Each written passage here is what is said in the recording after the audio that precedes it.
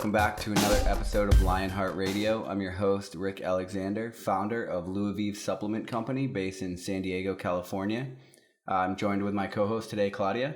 Hi guys, Claudia Challoner, Doctor of Physical Therapy with Movement RX and nationally ranked powerlifter. And we've also got Memo. Memo Cho, guys, co-founder of LuaVíve. All right, so today we're going to talk about the supplement industry. This is something I'm super excited about. Obviously, I founded a supplement company. Memo came on as a co-founder, and that's kind of the whole backing behind this podcast. So I'm pretty excited to talk about my take on the supplement industry, and then we'll kind of get into some questions that you guys might have and go from there. Make sense? Yeah. So what I like to do is everybody always asks me, first of all, why start a supplement company? That's like the first question I always get. People think there's a really big barrier to entry to starting a supplement company. I think maybe it's hard for them to like conceptualize in their mind, like getting this powder put together or whatever it is. But it's actually the opposite. There's like almost no barrier to entry, which leaves a lot of room for, craziness to get in the industry. But then it also, it also helps. It creates a place for somebody who wants to do the right thing to get in.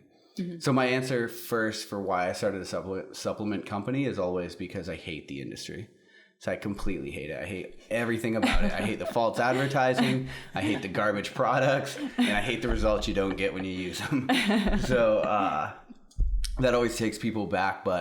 So I'm an instructor in the military as well. So I lead runs and swims in the military. But then I would also train by myself. So in the mornings, I would do my training. And then I would go to work and I would have to train the students. We would run or swim or whatever, was going on that day.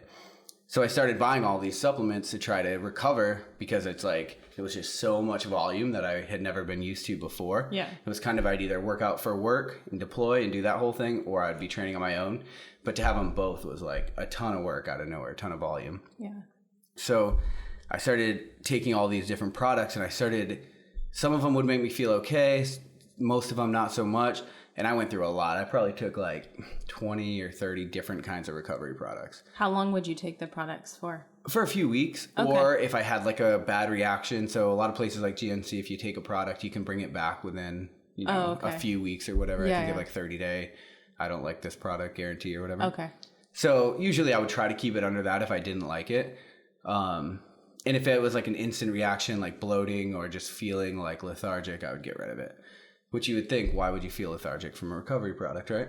So I thought the same thing. So I started Googling the back of like all the labels, and you start finding this crazy shit that's in there. It's like, how is this gelatin powder possibly helping me recover? And the answer is that it's not. The answer is that a lot of these companies are typically, what they're going to do is they're going to use something as a filler, and then whatever that filler is, that's going to help them just like maximize profit, basically, right? Okay. So what they do is they put a proprietary blend on the label. So this is something that I know we've talked about never doing with any of our products. Mm-hmm. It's easy to market it as something that's really cool, like proprietary blend. And what they'll do is typically when I talk to founders or other companies, they'll say, well, we want to keep that a secret because because of efficacy, basically because it's so effective that we want to keep it to ourselves so that other people can't copy it, right? Yeah. But what it really means is we can tell you what's in it, but we don't have to tell you how much. So that's what a proprietary blend means, right? So basically what we decided is we're never going to use that in any of our products because the big secret is that there's nothing new. Like none of these supplements are new. So they're constantly trying to reinvent the wheel and figure out new ways to sell supplements to people. So you get all of these crazy proprietary blends that you've never seen before. And people hoard them like, oh, this is our special sauce, right? And it's either something that's not new, or if it is new and it's really effective, it's going to get banned soon. Like Jack 3D. I don't know if you ever remember, if you guys ever took that.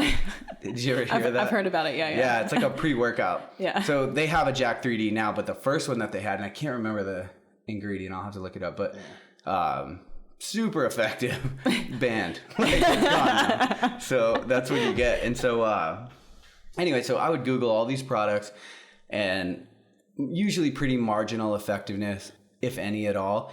But then on top of that, I would still have to drink coffee. I would still have to eat food. Like there was a lot of things that I just found like supplements weren't filling the gap on. There was a lot of holes, and they weren't being plugged by all these different companies.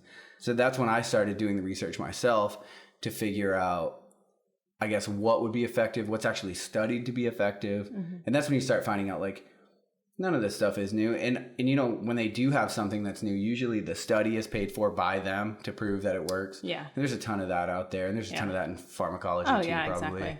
And that kind of thing. But so what I started to find is nobody had exactly what I wanted. So I would start sourcing all the raw materials myself, just mixing them up, drinking them down. It'd be awful. It's awful. Like branched chain amino acids, if you ever have it without a flavor, it's like completely bitter and terrible. But I was just like, I have to do this because it's the only way I'm going to know exactly what I'm putting in my body. So anyway, so that's how we started. So I started building it. I finally got the recovery product to exactly what I wanted, which was like a full physical and mental recovery. So we use ginseng and guarana and things like that kind of spark mental acuity after a tough workout. So we finally got it to where we wanted it. We used stevia for the sweetener to kind of take, it actually works really well as a sweetener. And and then we started giving it to other people we trained with. And then it got to the point where I was like, okay, like you guys are going to have to buy this off me because I'm making it constantly. So then we started selling it and it kind of just progressed. I made it out of my garage for a while and now we outsource the manufacturing and stuff. But that's kind of how we got started. And so that was kind of my whole take on the supplement industry. I felt like I had to create something just because I hated it so much. I was like so distraught with everything I was taking. And so that's kind of the story on how I started. So I actually, and something we do with our company is I tell people, like, if you have supplement questions, ask them. And if I don't sell the product, like, I'll tell you what I believe in. And that's kind of something we were starting thinking about doing, was endorsing other products, because I don't feel the need to make a protein. There's a million proteins out there. They pretty much all come from the same, like, 3 or 4 sources. Your best shot is to buy one without a bunch of fillers and garbage that's not overpriced. And, you know, for us, it's a lot easier to just tell people, like, hey, you should go here than for us to try to reinvent the wheel and market it in a different way. And then. So is that why you chose the recovery product as your main? Yeah, well, so we chose the recovery because that was what I needed personally. Like, that's, I just started making it for myself. And they did, and what I found was, even when I was taking these raw products, I still had to drink coffee to try to, like, you know, get my shit together for the day. Yeah. So that's why we added the whole, like, cognitive function benefit, all that kind of a thing. Yeah. But, and then I tell people, like, supplements are supplements. So there's never going to be a replacement for whole real food. Like, 100%. Yeah. So I think that people are kind of taken aback by that too, because they're like, what should I do after I work out? I'm like, you should eat. You should eat food. When your body's the most anabolic, you should eat food and use that as your fuel and for your repairs. But, you know, there are some things you can't get out of food, or you can't get enough of food. Like for creatine, for example, is something that we use a lot. One of the most studied supplements on the market. I personally think everybody should be taking creatine. And we can kind of talk about some of the myths and that kind of a thing associated with creatine, because there's been a lot of marketing hype and garbage around the product itself.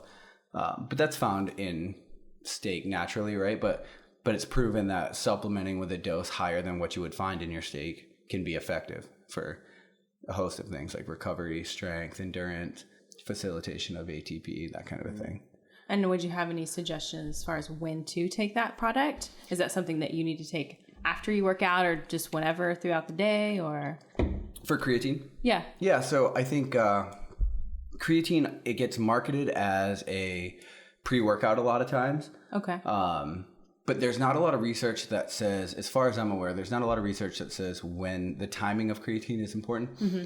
And then I was talking to you earlier before the show about some things. Dr. Andy Galpin on the Barbell Shrugged podcast, they actually did a whole podcast about dispelling myths, and it was really very good. Yeah, really good episode. But he uses an analogy that I think is really good. You should think of creatine like it's a macro. Okay. So 5 grams a day of a good pharmaceutical grade creatine without the fillers, 5 grams a day is like enough to get all of the benefits. And then you also reduce a lot of the side effects. Like, it can be hard on, you know, your kidneys or liver. And then if you stack it, like a lot of companies will tell you to stack it. You need to do a loading phase and all of this garbage. You need to cycle on and off. The reason they do that is because they're marketing that 18 to 35-year-old male that wants to get bigger, right? That goes to the gym and does chest on Mondays and buys on Thursday, whatever the fuck. Chest again on Thursday. Chest again on Thursday. No leg day. Yeah, leg days. So that's what they do, is they market to them, And they know that when you do load creatine, it's going to cause your body to retain water. So you are going to gain weight. Like you're going to get bigger and stronger. But that effect is going to go away essentially as soon as you stop taking the creatine. Your cells will stop holding that water. And so that's what's going to happen. Oh, okay. Yeah. So creatine should definitely be thought of as a macro. I think that's the best way. 5 grams a day. That's all you need to get all of the benefits and none of the side effects. And if you do have a good quality, then you're not going to get the bloat and the things that are associated with it. So like the water retention. Right. So like a lot of females won't take it because of the water retention aspect of it. But we have figure athletes that will take it literally up until the week before their show. Okay. Yeah, that's what I was going to ask you about, people that are trying to cut weight, like powerlifting or figure or whatever it might be. Right. So if you stay in that 5 gram dose, now if you're trying really hard, like I had a meet I did a while ago where I like basically did a crash diet because I had to lose 15 pounds in 5 days. When I did that, I didn't take creatine just because I didn't want any kind of room for error. I was like, I have a lot of weight to lose. I was like running in a trash bag till midnight every night. Yeah. But and then the weight cut didn't even matter. Yeah, that's a whole About that another time. God. Well, the bloating, the bloating water retention also correlates with just shitty product, right? Using shitty creatine. Yeah, it does. So that's why I was saying the whole a 5 gram dose of a good pharmaceutical grade, a good clean grade. That's all you need to get all the benefits from it. And again, to answer your first question, I don't think timing is that important with it. Okay. Yeah. Gotcha. So there's a host of supplements that I think, have been proven to work. Creatine is one of those products. And then there's a lot of things like Cray-alkaline. I don't know if you've heard of Cray-alkaline. It's supposed to be a pH balanced creatine, essentially, so your body will absorb more of it. But there's not a lot of definitive research that's paid for by anyone other than the companies that sell this, in my opinion, to actually warrant the extra price, because creatine's a cheap drug. It's not it's a cheap supplement. Yeah. It's not expensive at all. So companies, in my opinion, they're constantly thinking of ways to remarket this really cheap product, market way up to that 9, 12, 15x like Cray-alkaline has to be. And then they'll say, well, it's way more effective. And it's like, well, it's really effective in hot water too. Yeah. So you could buy creatine, throw it in tea, and you'll get, I would say more absorption than the Cray-alkaline. Oh, okay. Yeah. So if someone is, because you said it's found in steak, so if someone is eating steak in their diet, I mean, why would they need to also take the creatine? Yeah, because I think to get the amount of concentrated creatine to get the benefits. Okay. So like I was saying, it's one of the most studied supplements on the market, and because there's a lot of studies that show a marketed gain from the supplementation. Whereas I think if you were to eat, I'd have to look into this, but if you were to eat the amount of steak it would take to get 5 grams, I think you'd have a whole list of other problems. Yeah. Starting with your heart, I think. So. Yeah. Okay. Yeah. So going back to maybe the effect on women, is there any kind of, besides maybe the bloatingness or whatever from a bad product, is there any kind of side effects with women with taking creatine, or how does that? Yeah, so creatine, I would say no. Again, you want to stay in that 5 gram range, and you want to use a good quality product. Unfortunately, creatine has gotten a bad rap because of all of these companies that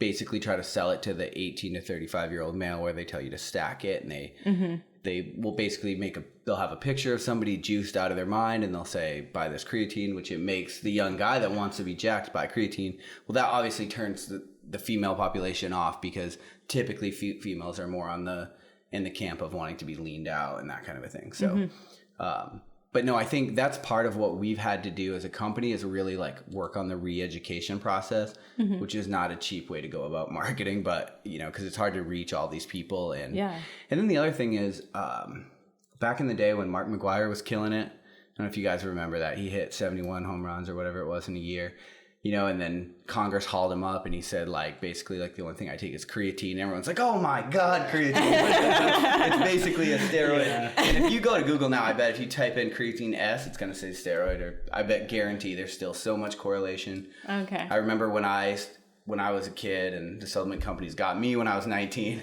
and I started taking it. My mom was like, "I can't believe you're taking steroids." I'm like, "What the hell?" I bought it at Walmart. What are you talking about? There's no way they sell steroids. Yeah, but so there's a lot of rumors out there that definitely need to be dispelled. But creatine's super safe and effective in the 5-gram dose range. Okay. Yeah. And with other products, it's just like any other kind of pharmacological, you want to look at the weight basically. So females tend to be lighter than a male, I would say, on average. Yeah. So you want to look at the doses that you're doing and, compared to the weight. Yeah. Well, that's what if you're going for this 5 gram a day, how can you compare that to like a 110 pound female powerlifter versus like a 280 pound guy that's like doing strongman or something, I'm sure there is a formula, but 5 is just kind of like the magic number for everyone, I guess. I've read studies where you can take up to 50 grams and there has been no like adverse side effects. Oh, okay. Right. And that's, I'm assuming that's like a clean, a clean supplement that you're taking. Okay. Gotcha. Yeah. You definitely can up it, right? It's kind of like... Yeah, so the water retention obviously will go up once you go past like the 20 gram mark. Okay. But up to 50. And I don't know who would want to take 50 grams of creatine, but yeah, apparently I'm sure there's some people out there. Mark McGuire, dude. Oh yeah, home run. Hit some home runs. Yeah, sure. So I think with that, we're going to take a break. And when we get back, we're going to talk about how Walmart is now selling steroids.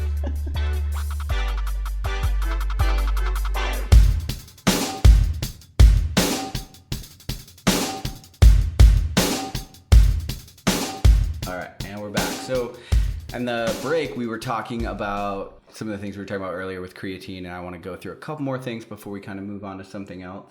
So I looked up the creatine content. So for steak, uncooked beef, 5 grams of creatine would be about a kilo of uncooked beef. So to your earlier question about why couldn't you just eat meat, because when you cook it, creatine denatures also. Okay. So kind of like a protein, it has ability to denature and heat. So creatine does the same thing. Yeah, even in chicken, it's 3.4 grams per kilo. And I even see a rabbit 3.4, which is kind of weird to have it. Yeah. So actually, all you have to do is eat a kilo of uncooked meat per day, and you'll be fine. But all right. So talking about the whole creatine denatures part. So what we do is we sell creatine coffee. So as far as I know, it's the first one on the market. We have a trademark and the patent behind it. So we put the creatine in coffee because in hot liquid, the creatine is more readily absorbed in your body. So we were talking about creatine. So I would say, even if you don't buy ours, when you buy creatine, throw a scoop in tea or in coffee. Oh, okay. Yeah. So if you were to boil the water with the creatine in it, it'll denature the creatine. But if you have water that's already hot, that's not boiling, and then you throw the creatine in, it'll be more readily absorbed in your body, and then it also, it won't be denatured. So, and then we also put cinnamon in ours, which I would also suggest that you do. Which is really nice. Yeah. It makes it taste pretty good. It does, it does some other things for inflammation and cholesterol and that kind of a thing. Mm-hmm. But there's also some science out there that says creatine is more readily absorbed with cinnamon because it's... Oh. Yeah, so what they do is they put creatine with juice usually. They'll tell you to drink it with juice, and that's because of the insulin spike, which helps pull it into your cell. Mm-hmm. And so there's some science out there that says that cinnamon mimics the effects of insulin at a cellular level. So that's why I would say I put it in cinnamon. And I'll say I don't know how definitive those studies are. So I know there's a ton of internet trolls out there just waiting to pounce on this. But I would definitely suggest that you take the cinnamon and you throw it in hot liquid. So there you go. You can make your own creatine Tip of the coffee. day there. Yeah. Nice. Yep. Let's talk some pre-workouts. What do you guys think? Okay, so I personally like pre-workouts sometimes. I think the industry gets fucking crazy with pre-workouts. I think everybody loves them. They do. Everyone does love them. I think they love that buzz jacked feeling. Yeah. We messed with making our own. The first one that I made, I screwed the levels all up. I was like, I could see sound for an hour. I was like, oh my God. And then I just passed out. And that was it. And I was like, that was the most ineffective thing I've ever seen. And I never even gave it to one other person. I made it for myself. I could literally see sound. And I was like, nobody ever needs that product. But there's definitely some good research out there, like beta-alanine. It's a vasodilator. It'll help kind of work as a lactic acid buffer. So essentially, if it builds up in your system long enough, and that's not one scoop and I'm good, that's like taking beta-alanine consistently, is going to help you get more reps out of your set per se. That would be the science behind it. Help you go a little bit longer. And then I would say, what are other, they put arginine in it. Arginine is a good product to have in a pre-workout. That's going to be a vasodilator. That's going to make you like tingly, that kind of a thing, which helps like facilitate that pump that people like usually go for with a good pre-workout. And then usually they throw creatine in it, which is fine. You can drink it pre or post. It really doesn't matter. However, people kind of mistake creatine with that vasodilator, that like beta-alanine. So when people see our creatine product, they're like, oh man, it's going to make me jacked up. And I'm like, no, it's not. It's like, that's the caffeine and the taurine and basically like the 3 Red Bulls that they shoved in that scoop with arginine that you're drinking right now. Yeah. Because they usually put caffeine. Yeah. In some of them are loaded for with caffeine and obviously be effective for some people. Well, Whereas if I took that, my heart would probably come out my chest. I remember taking a Eno Explode when I was in my early 20s, and it was great stuff. I started hitting the gym up. I'm like, oh, I need a pre-workout. Gained like 20 pounds of muscle in a year. It was just doing like the regular gym stuff, Globo gym workouts. I never cycled off of it because I had no clue what I was doing. And one day I just got really sick, and I'm pretty sure that's what it was, because I wasn't eating terrible. I was still drinking the water like they suggested and everything. And after that, I just got super sensitive to caffeine, and it made my stomach upset every time I took it. Now I'm like, all right, try something else. And nope, I can't take any kind of pre-workout anymore. And that's kind of what turned me away from the supplement industry in general, because then I kind of started noticing, like, dude, I don't know what half of this stuff is. If I can't pronounce it, it can't be good for you. So I just stayed away for a bit, and then my lazy ass just never, decided to never do the research. And I'm like, I'll just eat good and get my protein from food, or I would take like a good protein every now and then, but that was it. Yeah, I'd be interested to see if that was really the caffeine though. So usually they say to cycle your pre-workout because of the effectiveness. Over time, you're going to build up a tolerance to whatever the pre-workout is. So that's why they say to cycle it. Otherwise, you're going to end up taking 2-3 scoops to get the exact same effect, right? It's just like getting high. And you gotta like take your time. Otherwise, you're not gonna get as high.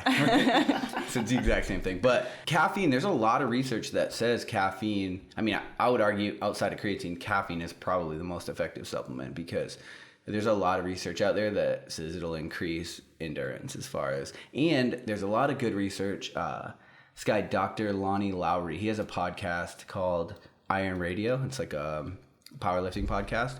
So he's made a lot of his career on doing caffeine research, and there's a lot of science that says it increases like the velocity of your one rep max too, which for Olympic lifting, that's something. Obviously speed is all you care about, or a lot of what you care about. So I'd be interested to know if that was the caffeine that did that, or it probably was a combination of that. The No Explode has some crazy, like a lot of stuff in it. You know what I mean? So, but I don't know. I liked the stuff when I was taking it. I just can't take it no more. Along with a lot of other things, which is all right. Now you're getting old. I've actually never taken a pre-workout before. Really? At all? Never. Oh man, we got to do an episode. And, but I love a cup of coffee before. Because I usually train in the morning time or something. So I usually have. That's what I do my too. Cup or I 2 cups of coffee. Yeah, and that's usually enough for me. Well, once you get moving, I think that's what most people take the pre-workout for, is just that initial start. Yeah. Whereas you just, even if you don't have a cup of coffee, if I just start moving, like, oh, okay, my blood's going, I'm feeling better now, I can get going. Exactly. Obviously. Yeah. I can't imagine what it would do to me on meat day though. Like, I can barely drink coffee on meat day because I'm so amped up, so jacked. So I can't imagine taking that when I'm already so amped up in my system. I would say your CNS is on all cylinders. So I don't think you need probably don't need my heart to explode on the platform. But that's why I mean, that's why I chose to make our creatine coffee product an instant coffee. So you could just roll it up and throw it in your gym bag. Oh, yeah, it's perfect. Yeah, so like right before workout, you can just throw it in hot water, ice water, whatever you want to do. Yeah. But, I mean, so that way it could work as a pre-workout if you were inclined. That's kind of how I take it. Yeah. But with a lot of pre-workouts, I mean, they're putting a ton of stuff in there, and there's almost always a proprietary blend. Yeah. So you have no idea what the hell they're putting in those things. Like, I would tell people, like, look at the really proven supplements like beta-alanine, arginine if you feel like you need it, right? Usually they put niacin in there, and there's some good things to say about niacin. So, but you can buy these things by themselves as a pill, right? And then just divvy it up in a little pill thing, and then you just take the 3, and then that's all you're getting. And so like, if I were to take pre-workouts, that's how I do it. Like, I just buy beta-alanine, and I'll just take the pill with my creatine coffee, and then I work out, and then at least I know exactly what I'm putting in my body. But that's how I would do it. Yeah. Yep. That makes sense. So switching over to protein, you guys don't carry protein with your supplement line, but what kind of proteins would you suggest out there? I think I like IsoPure. Yeah, that's what I would always take. Yeah, there's a lot of, you can buy like bulk proteins on like Bulk Supplements, I believe is a company. You can go on there and buy their protein, and that's probably the best. Just going to be that protein, and there'll be a flavoring, and you can look at what they use to flavor it. Tastes good though. Yeah. But IsoPure does taste good. Like, I don't know if you have that. And then another company. What's the type of protein? Is it? It's a whey. It's a whey isolate. Yeah. Okay. And then there's another company that is fairly new. They launched in November, Royalty Nutrition. Yeah, we just had their protein and actually mixed it with our coffee, and it tasted amazing. So they have a vanilla protein, which we mixed with the creatine coffee. That's what the label looks like. Hands down, best thing I've put in my mouth. It was amazing. Yeah. We're actually talking to him about fortifying the product and selling it as one. Yeah. Oh, wow. It's so good. Like I said, we'll never do a protein just because I don't see the need to reinvent the wheel. Yeah, exactly. But that damn product was so good. Yeah. And if I could just lactose-free, non-GMO, and then sweetened with stevia. Yeah. So, I mean, that's nice. essentially kind of the rules that we look to abide by. Yeah. And I can vouch for actually the Royalty Nutrition product line is really good. Yeah. As far as cleanliness of product. And not using fillers and that kind of thing. There's another one. Is it SFH? Is another one. I think I don't know much about it, but SFH, the like green and black company, that's like their colors. I don't know much about them, to be honest with you. I mean, I've seen their label before, and it seems to promote like, grass fed, like no GMO and all that stuff. Yeah, I will say, like, I haven't looked at the ingredient list, but right, a lot of the companies that you see being adopted by CrossFit, usually I will say CrossFitters, they tend to care about that kind of thing just because the paleo diet is so big in CrossFit. Yeah. So I think if you find it in a lot of CrossFit gyms, then there's probably a good chance that it's pretty clean. Except for the biggest supplement company that is in CrossFit. So I don't know if we want to talk about that, but there's a lot of fillers in those. Yeah. Tastes really good. Yeah. But so doesn't Snickers. So you get what you get. But yeah, SFH, I don't know too much about, so I'd have to look into it. Yeah. But I definitely would vouch for IsoPure and Royalty Nutrition. Yeah. Without a doubt. Okay. And then, so something that I always tell people when they ask, like, oh, does this supplement work? It works like a supplement should work, right? It's not food, and it's also not steroids. So that's like something I think the industry has done a huge disservice to all of fitness, because they get these guys that are juiced out of their minds, or they get these girls that have been taking clenbuterol and Anavar, and then they Photoshop them even further, and then they sell you their garbage supplement. And it's like, people are expecting this, and that pisses me off, just because I was that 18-year-old kid that was like, well, I want to be that strong, right? Like, I want to hit 71 home runs. Yeah. You know what I mean? So like damn it, so that's something I always tell people is, look, you're going to get results, but they're going to be marginal because it's a supplement. It's a supplement to your lifestyle, to your diet. I think they absolutely have a place. Like we were saying, you'd have to eat a kilo of raw meat to get the creatine, to get the benefits. Yeah. So that's absolutely something that I think every active person should do. And then even with creatine, I mean, it's being studied right now in Parkinson's research because it has a lot of cognitive function benefits and memory, aids in memory and that kind of a thing. Oh, that's really cool. So like things like that, I think everybody should take, realizing that the entire industry is made up of liars, and you're going to get a ton of people that are, essentially they're on steroids and they're going to try to sell you this supplement. Yeah. And so what age would you suggest people start, taking this? Like, should you wait until puberty is, how does that? So. Like, we don't market to anyone under 18. Yeah. That's like kind of just I think maybe like a personal moral decision for our company. You talking about just supplements in general?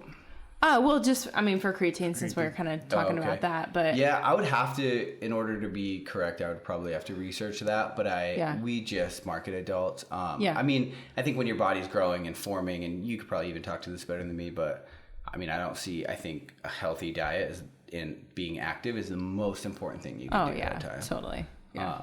I'm just seeing, because you have the teens that are starting to explode in the CrossFit world anyway.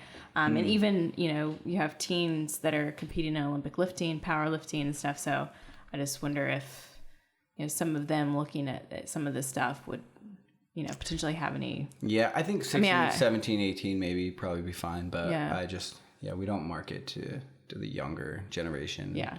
And I would tell anybody like looking to buy their stuff for their kid, like, your kid needs to work out, probably be active, right? And then he needs to eat really healthy.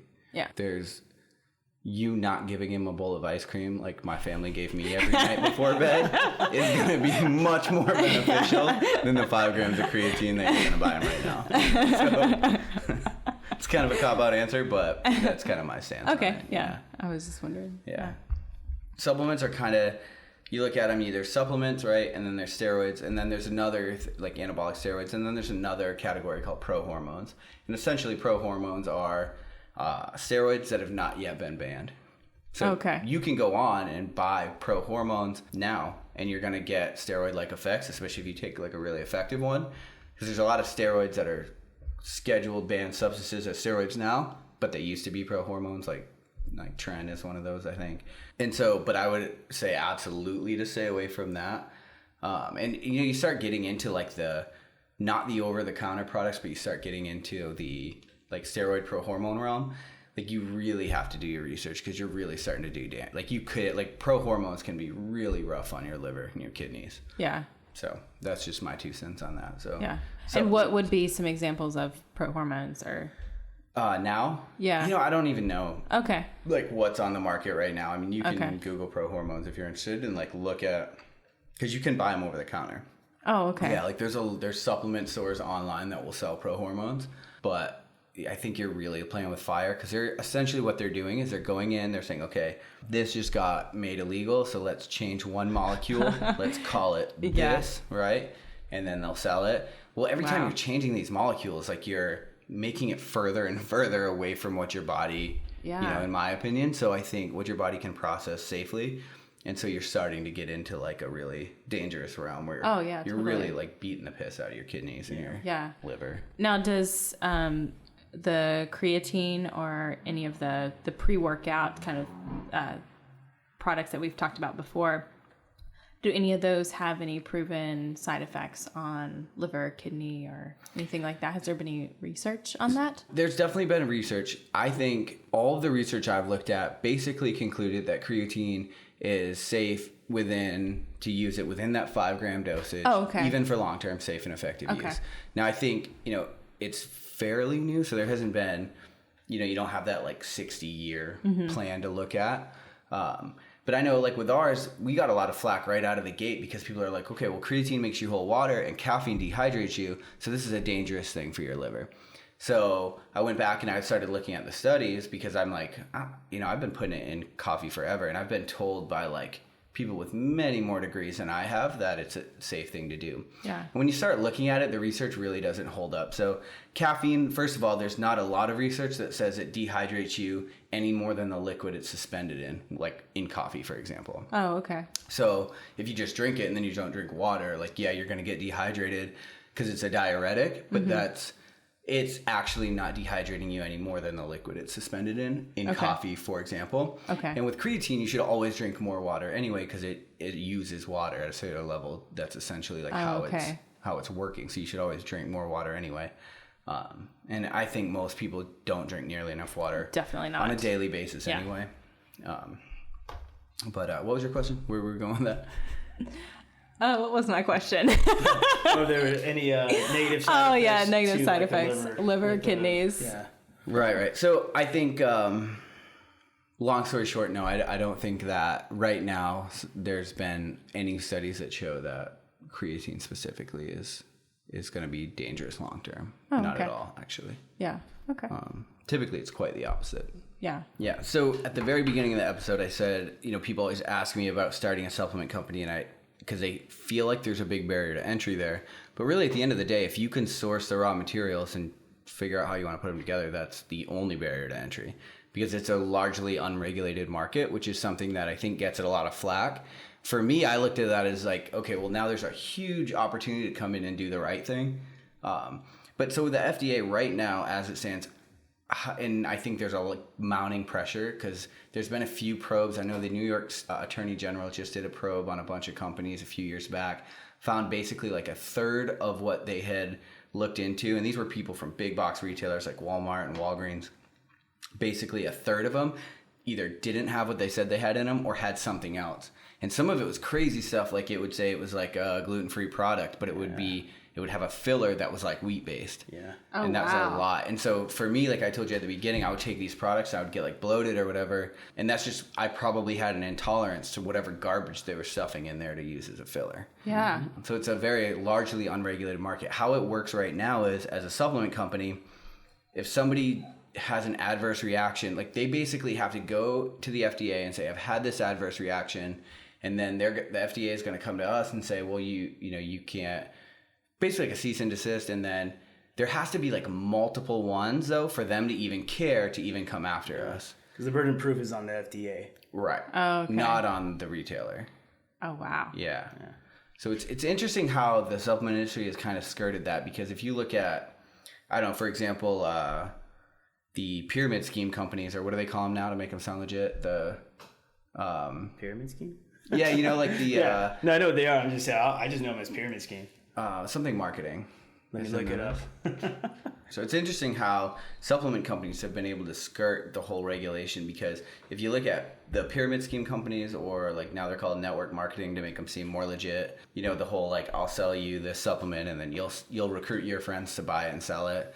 And then, first of all, the first thing I think of is, one, how big must your margin be if you can get paid 6 levels down from someone 6 levels down selling this product, right? Yeah. So typically those companies have a lot of filler, and not all of them. I haven't looked into all of them, but I would just say if you're selling this and you're getting paid from someone 6 levels down to sell it, then how the hell much margin must there be in there?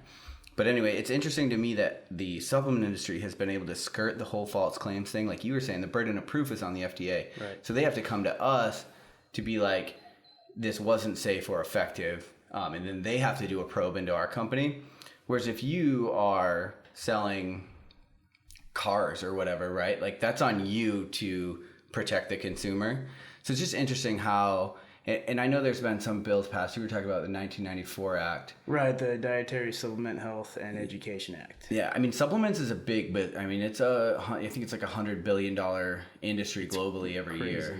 Yes. Yeah, it's a there's very big players in the industry. Oh, yeah. And I think that they've done a ton of work with lobbyists to keep, the government out of it, honestly. Well, yeah, that's what Education Act was in 94. And it happened because in the 90s, obviously before it actually passed, the FDA wanted to crack down on the supplement industry. So then obviously these lobbyists got together and they talked to Orrin Hatch, a Republican from Utah, to set up this bill. And yeah, it passed, pretty much kept the supplement market open, not very regulated. And again, the burden of proof is on the FDA. Yeah. If, something fishy is going on. Yeah. So it'll be interesting to see how long it stays open. I mean, I think consumers are lazy and they want to fight for their right to be lazy. You know, because I look at it and I'm like, okay, it's an unregulated market, but me as a consumer, I should do my research. I'm putting this in my body every single day. I should know what it is. Yeah. You know, I think so. It'd be interesting to see how long the market actually stays largely unregulated in the United States. Yeah. Yeah. But It'll be interesting to find out. yeah.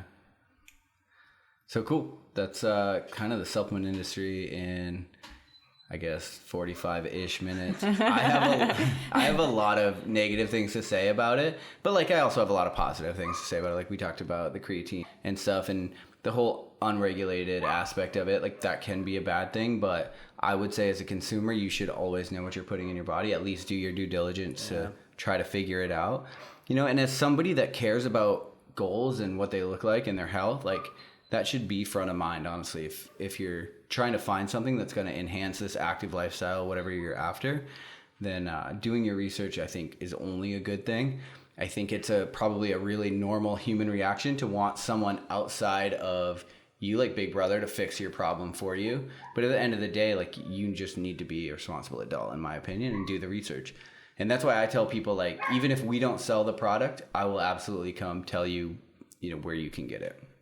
And I think that's not only in the supplement industry where you need to do your research on what you're putting in your body, but that goes for anything that you're eating. I mean, you know, see all the packaged goods and meat and produce and stuff. You want to know where it's, want to know what you're putting in there. So, yeah, sure. Yeah. And then, but then when you get into the food industry, oh man, there's a ton. The whole episode. Because, yeah, we can do another episode on that. Because I think you look into the food the whole industry, Monsanto GMO thing. Oh yeah, man, it's heavily regulated. Yeah, and still so corrupt. Right. And we had a guy come to our booth at the last event we were at, and he looks at creatine coffee, and he's like, "Oh, I don't want to take it. I don't feel safe." I'm like, dude, the McDonald's that you're eating right now is going to be much more unsafe than this creatine product. Oh my gosh. Even if I'm a sketchy company, you're better off with me right now, you know? So that'll have to be a whole episode in itself. And I think we'll get the girls from Nourishment SD to come on and do a food episode. That'll be fun. Yeah. All right, cool, guys. Well, till next time. Thanks for joining.